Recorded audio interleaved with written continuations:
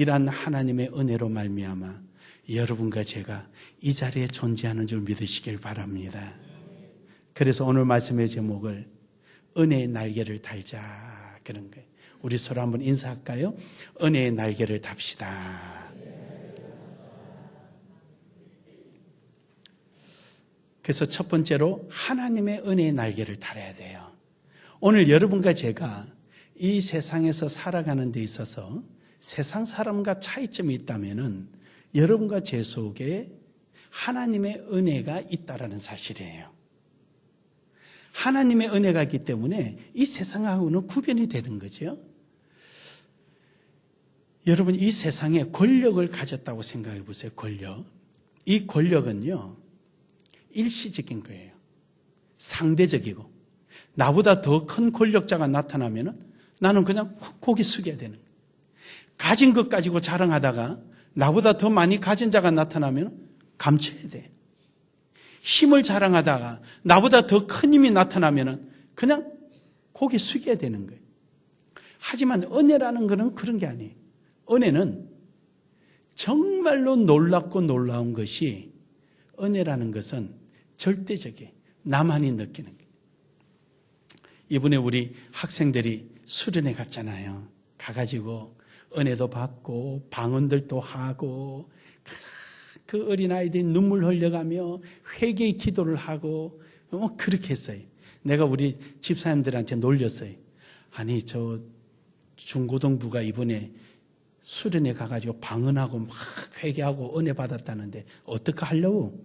그래서 제가 일부러 놀렸어요. 집사님들은 어떻게 할 거냐고.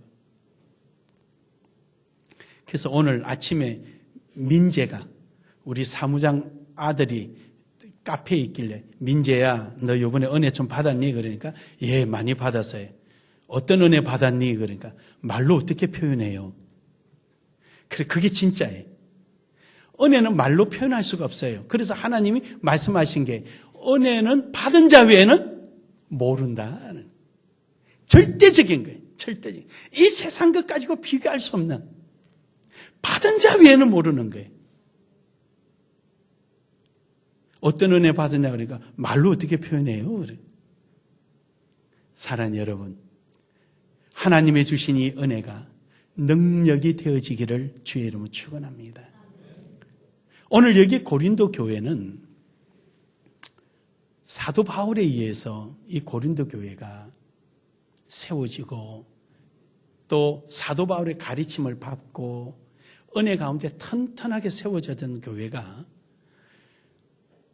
이제 사도 바울이 다른 곳을 복음 전파로 갔는데 들려오는 소리가 폐당을 짓고, 고린도 교회 안에서 또 성도들 간에 소송이 일어나고, 또 심지어 자기 계모의 침상을 더럽히고, 이런 말할 수 없는 문제가 야기된 거예요. 이 소식을 들은 사도 바울은 너무너무 가슴이 아픈 거예요. 그래서 디도에게 편지를 보냅니다. 야, 좀 갔다 와라. 그리고는 에베소스에 3년 동안 기다립니다. 그렇게 기다려도 디도로부터 소식이 오지 않습니다. 애가 타는 거예요. 저놈들 저짓하다가 하나님이 심판에 내려서 싹 깡그리 다 죽어버렸으면 좋겠다, 이런 생각도 안 하고, 저놈들 저러다가 야단 맞지, 이런 생각도 안 가지고, 그저 사도 바울은 고린도 교회 입장에 서서 저 녀석들 하나도 받은 은혜 다 어디 가고, 저들이 저러면 안 되는데 어떡하지, 애타는 마음으로 3년 동안 에베소 지역에 있다가는 못 견뎌가지고 어디로 가는 거 아니? 마게도니아로 달려가는 거예요. 마게도니아는 이 고린도 지역에서 오다 보면 길목이에요. 거기서라도 좀 한번 만나보고 싶어가지고 마게도니아 달려간 거예요. 근데 그때 마침 디도를 만나게 돼요. 만나가지고 어떻게 됐느냐? 그랬더니 좋은 소식이 들려지는데 그들이 하나님의 은혜를 회복했다는 소리를 듣는 거예요. 할렐루야, 할렐루야. 너무너무 기뻐가지고 다시 편지를 쓰는 거예요. 그 편지 쓴 게 이 고린도 후서예요. 또 디도에게 가지고 가라는 거예요. 또 가져가라. 내 마음을 전해달라. 그러면서 그 중에서 이 8장은 무슨 얘기냐면은 너희가 지금 살아가고 있는 힘이 어디서 오느냐? 하나님의 은혜가 아니냐? 우리 주 예수 그리스도께서 너희를 풍성한 은혜로 채워주고 풍성하게 하기 위해서 스스로 자기 자신이 가난해지고 스스로 자기 자신이 십자가에 죽으신 거 아니냐? 그 은혜로 말미암아 너희가 오늘에 존재하니까 그 은혜를 생각하고 기억해라. 그 은혜로 살아가라. 그걸 지금 강조하고 있는 거예요.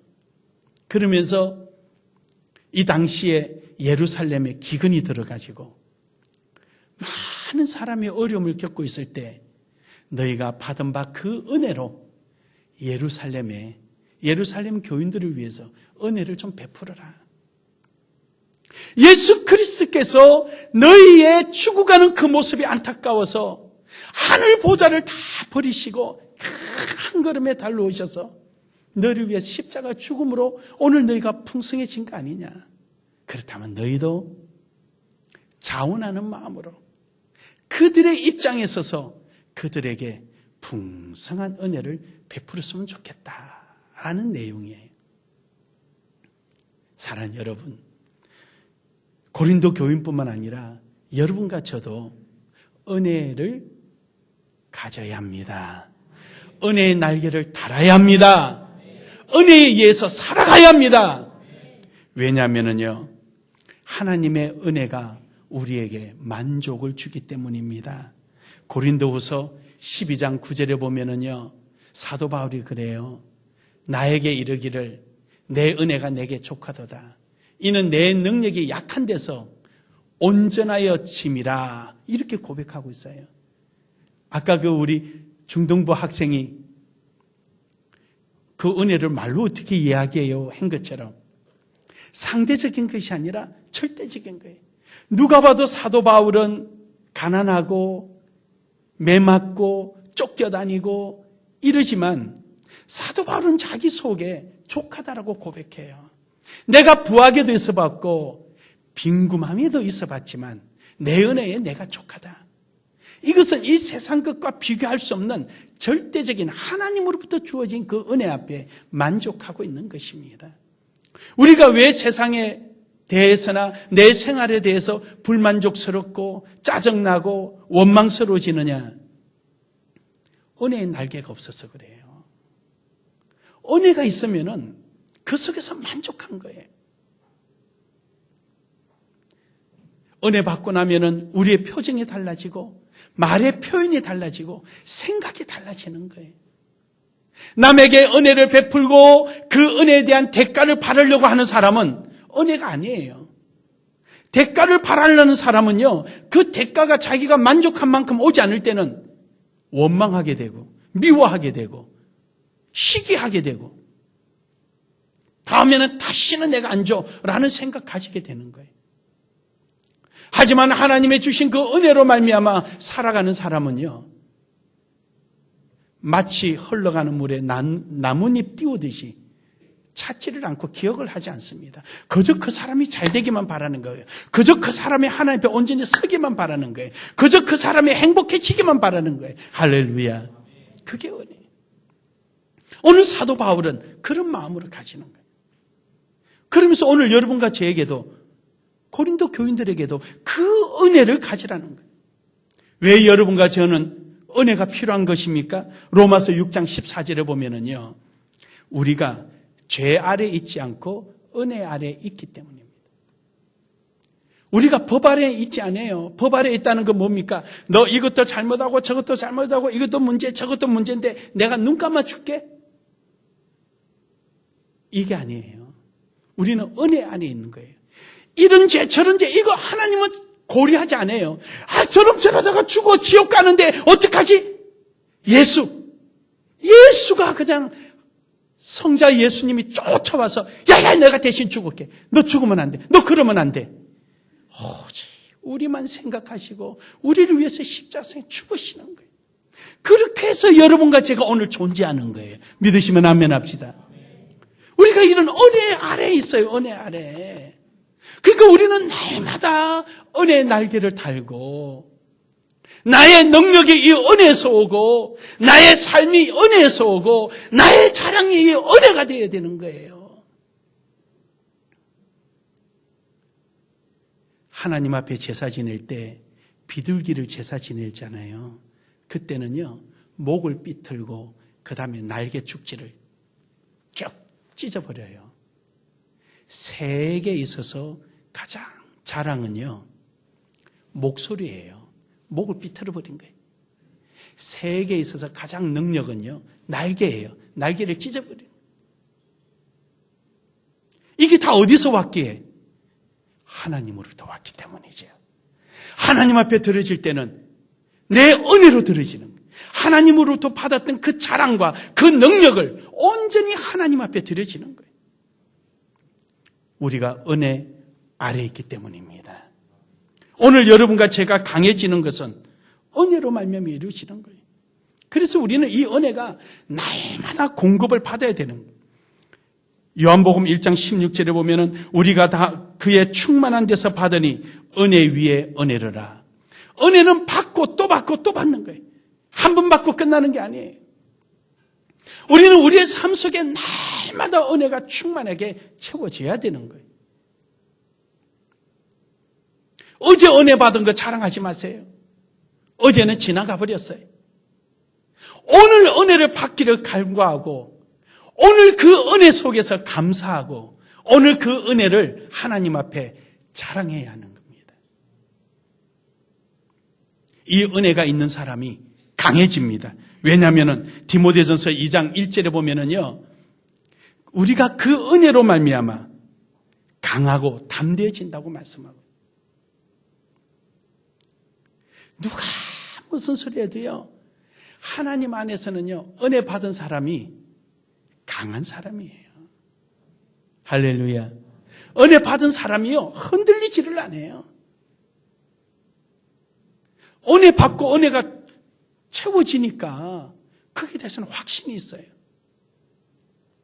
우리가 저 강원도 속초에 옛날에 나는 공산당이 싫어요 했던 그 아이를 우리 생각할 겁니다. 뭐 지금 아이가 아니죠. 지금 살아있다면 아주 연세가 높았겠지요. 그 시퍼런 칼, 그 무서운 총 앞에 그 어린아이가 그 훈련받은 무장공비 앞에서 담대하게 말할 수 있었던 게, 나는 공산당이 싫어요라고 말할 수 있었던 게 뭡니까? 자유민주주의에 대한 확신이 있었기 때문이었죠. 오늘 여러분과 제가 이 세상 가운데 살아가면서 힘들고 어려움 앞에 우리가 좌절하지 않고, 우리가 포기하지 않고, 우리가 원망과 불평하지 않고 그게 매이지 않을 수 있는 것은 뭐냐? 여러분과 제 속에 하나님의 은혜에 대한 강한 힘이 있을 때 가능한 것입니다. 은혜의 날개가 내게 있다라는 것, 내게 그런 강한 능력이 있다는 사실을 깨달아질 때 우리는 거기에 현혹되지 않고 포기하지 않는 것입니다. 하나님의 은혜의 날개를 다시기를 주의 이름으로 축원합니다. 베드로후서 3장 18절에 보면은 우리는 은혜 안에서 날마다 자라간다 그럽니다. 지난 날에는 가벼운 거 먹고 소프트한 것을 먹지만 은혜가 자라면 자랄수록 부담스러운 것도 먹고 딱딱한 것도 먹고, 그때는 내가 할 수 있는 것만 찾았지만 은혜가 점점 자라면 자랄수록, 힘이 생기면 생길수록 내게 부담 갈 만한 일도, 그래 하나님의 은혜 주시면 하실 수 있어, 두려움 없이 부담 가는 일도 마땅히 뛰어나가서 그 일에 동참할 수 있는 능력이 생기는 겁니다. 은혜의 날개를 다시기를 주의 이름으로 축원합니다. 축원합니다. 두 번째로는 은혜의 날개로 날아야 합니다. 세상의 것으로 해서는 안 됩니다. 시편 18편 1절에서 보면은 다윗은 2절에서 이런 고백합니다. 하나님은 나의 방패시요 산성이요 피할 바이요 나를 건져내시는 자라. 나의 반석이요. 여러분, 다윗이 그 많은 고난과 고통 속을 다 그 터널을 지나고 나서 하는 간증입니다. 그럼 그 말을 한번 거꾸로 우리가 시간을 돌려볼까요? 여호와는 나의 방패시요, 이 말은 뭡니까? 창과 칼과 화살이 날라올 때마다 자기 힘으로는 막을 힘이 없는데 하나님이 다 막아주셨다는 얘기예요. 하나님은 나의 산성이시요. 다윗을 잡으러 올 때마다 다윗에 있는 자리가 워낙 견고해서 그 누구도 힘과 능으로도 침범하지 못하게 만들어줬다는 겁니다. 하나님은 나를 건지시는 자요. 무슨 말입니까?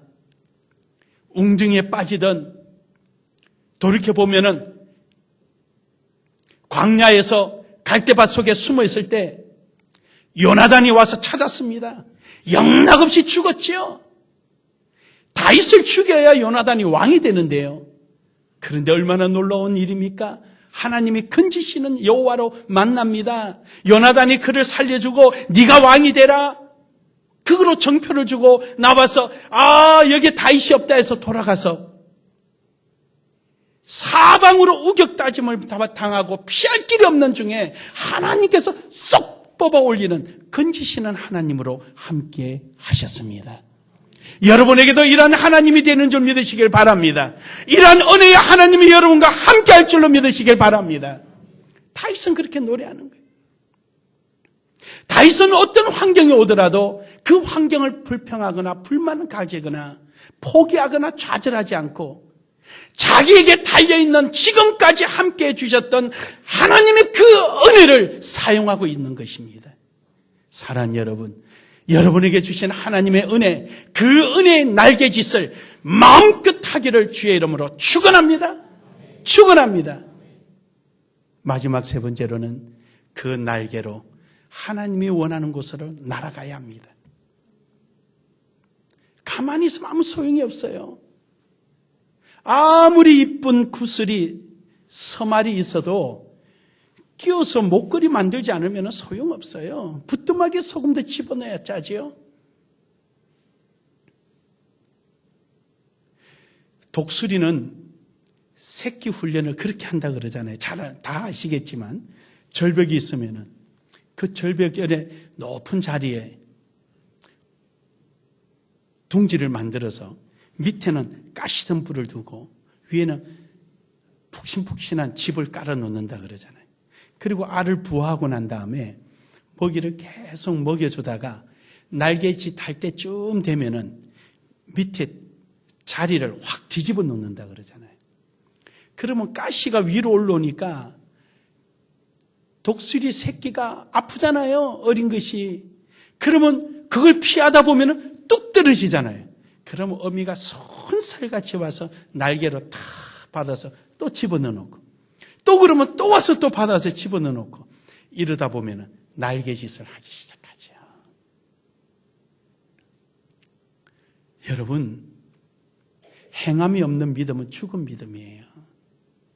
하나님의 은혜의 날개를 달고 그 은혜의 날개의 힘에 의지하여서 날개짓을 한다면은 이제는 하나님의 은혜를 요구하는 곳으로 날아가야 합니다. 사도 바울은요, 오늘 이 고린도 교회에 이 편지를 쓰면서 그가 말로만 하는 사람이 아니라 그런 삶을 살았잖아요. 하나님의 은혜가 있는 곳은 어느 곳이든 자기 형편이 어떤 처지에 놓였든 거기에 굴하지 않고 하나님의 은혜를 전하러 날아갑니다. 심지어 로마에 갈 때 아무 죄도 없이 죄수의 몸으로 로마로 갑니다. 모든 사람들이 가면 죽는다 그래도 알고 있다. 죽더라도 내가 가야 되겠다. 하나님의 복음 전파를 위해서 말입니다. 사랑하는 여러분, 오늘 여러분에게 하나님의 은혜의 날개를 발견하셨다면 그 은혜의 날개를 능력 있게 사용하시기를 주의 이름으로 축원합니다. 사용하시되 헛바람을, 헛되게 창공을 날아들이고 자랑하는 데 쓰지 말고 정말로 하나님의 영광을 위하여 사용되어지기를 주의 이름으로 축원합니다. 여러분에게 맡겨진 그 직분, 여러분에게 있는 그 부서, 여러분을 통해서 하시고자 하는 하나님의 역사 일에 여러분이 최대한으로 사용되어질 때 그것이 바로 여러분이 하나님의 영광을 위해서 사용되어지고 나가는 것입니다. 예배 마치고 돌아 나가는 중에 주일학교 아이들이나 유치부 아이들이나 학생부들이 간식 먹고 떨어뜨려 놓은 거 그거라도 있으면 여러분이 주워놓고 휴지라도 있으면 주워놓는다면 그것이 바로 여러분의 은혜를 날개짓하고 하나님의 영광을 위해서 사용되는 시작이 될 것입니다. 꼭 누가 해야 되고 누가 처리해야 되는 것이 아니라 내 속에 은혜가 있을 때는 나도 모르게 하나님의 영광을 위해서 몸부림치게 되는 겁니다. 사랑하는 여러분, 하나님이 주신 은혜를 생각해 보십시오. 하나님께서 여러분에게 그 은혜를 통하여서 역사되어지기를 기대하고 기다리는 그 마음을, 하나님 마음을 한번 생각해 보십시오. 에베소서 4장 29절에 보면은 무릇 더러운 말은 너희 말밖에 내지 말고 오직 덕을 세우되 소용되는 대로 선한 말을 하여 듣는 자들에게 은혜를 끼치게 하라. 여러분을 통하여서 여러분에게 달아준 이 날개가, 은혜의 날개가 자랑하는 데 쓰라고 있는 것이 아니라 무심령들에게 은혜를 끼칠 수 있는 능력이 되게 하라는 것입니다. 나를 위해서 있는 것이 아니라 하나님의 영광을 위해서 있고, 나를 위해서 있는 것이 아니라 아직도 은혜를 알지 못한 자들에게 은혜를 깨닫게 해주기 위해서 하나님이 여러분과 저에게 먼저 그 은혜를 주신 줄로 믿습니다. 우리 교회에서 봉사하는 집사님들이 교사가 되어서 프로그램을 만들고 아이들을 지도해주고, 우리 교회 부교육자들이 있으니까 가서 청소년들을 위해서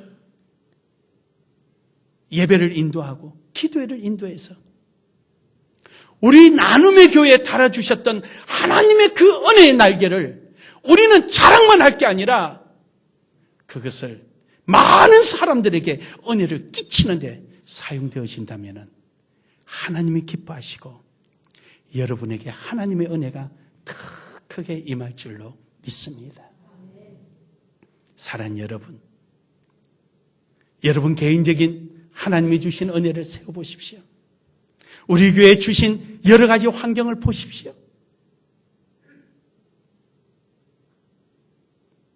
이 모든 것이 얼마나 크고 놀라운데요.